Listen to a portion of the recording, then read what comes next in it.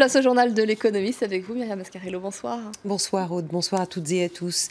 La jeunesse française est vent debout contre la loi sur le travail et c'est François Hollande aujourd'hui qui en a fait les frais. On sait qu'il y a une pétition sur Internet qui a recueilli pratiquement 800 000 signatures, peut-être plus à l'heure où je vous parle. Et aujourd'hui, on assistait véritablement à du Hollande bashing, comme on dit, sur les réseaux sociaux, puisque donc le chef de l'État français était en visite, en déplacement dans une entreprise 2.0, une entreprise de vente sur Internet, de vente en ligne. Et vous allez le voir, hein, les jeunes internautes s'en sont pris directement au chef de l'État. Et c'est vrai que depuis un moment, l'UNEF, par exemple, qui est le premier syndicat étudiant de France, appelle à la mobilisation parmi les jeunes en disant que cette loi, c'est une ligne rouge qu'il ne faut pas franchir. On va donc voir tout de suite en images ce mauvais moment, on va dire, passé par le président français. François Hollande sur le front pour défendre la réforme du droit du travail.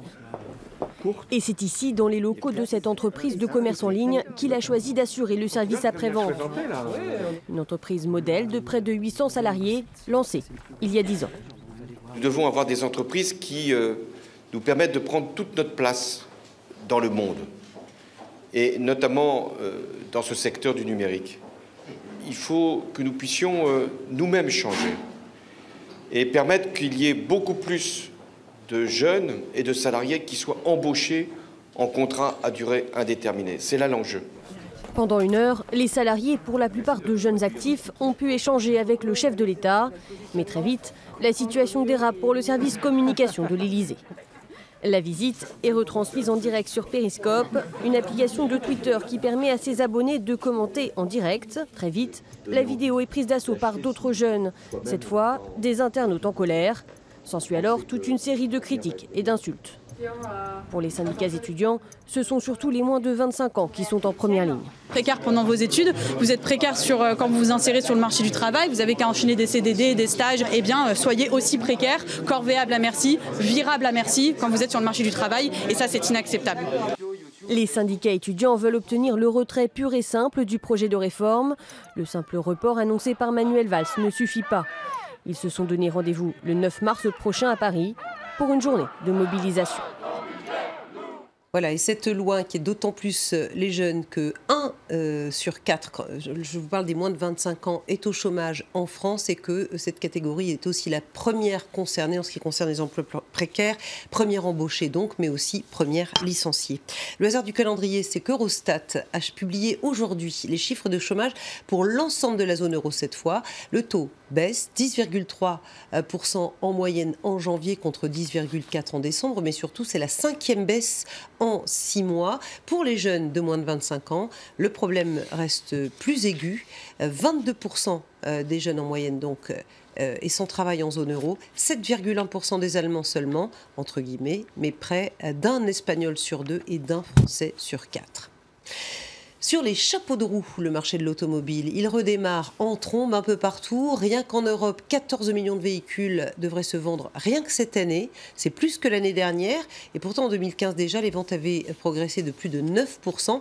Alors, il y a quand même une exception à la règle, c'est le diesel. Scandale Volkswagen oblige sans doute. Écoutez le patron de Renault. Nous voyons déjà que sur les commandes de voitures, le pourcentage diesel-essence ne progresse plus, au contraire, il a tendance à régresser au détriment du diesel. Voilà Carlos Ghosn que vous entendiez depuis Genève en Suisse où se tient un salon de l'automobile. S'il vous prend l'envie de vous acheter une voiture, c'est jusqu'au 13 mars, c'est pas très loin, en tout cas en Europe. Les marchés sont ouverts ce soir malgré les mauvais chiffres en provenance de Chine, puisque la production manufacturière marque encore le pas en Chine et qu'en plus il y a de la déflation, c'est-à-dire des prix qui baissent de façon assez générale dans plusieurs grands pays de la zone euro. Pourtant, vous le voyez, le CAC 40 prend un 22%, 2,34% pour le DAX, 0,92% pour le FTSE. À Wall Street, on n'a pas cessé de monter en altitude, 2,11% à la fermeture pour le Dow Jones, 2,89 pour le Nasdaq, 2,39 pour le S&P 500. Alors que se passe-t-il? Les investisseurs seraient-ils tombés sur la tête? Pas du tout. Ils parient sur les banques centrales et notamment la Banque centrale européenne qui devrait donc faire tourner sa planche à billets pour faire remonter les prix. Et ça, ce sont des opportunités pour les investisseurs. J'en termine avec une histoire d'investissement. Vivendi poursuit son offensive dans la téléphonie. Le groupe français monte au capital de Telecom Italia. C'était dans l'air et c'est fait. Il en détient désormais 22,8%, soit l'achat de 135 millions d'actions supplémentaires à la fin du mois de février sur une semaine. On voit que Vincent Bolloré est vraiment à l'attaque. Je vous remercie Myriam pour ce journal de l'économie.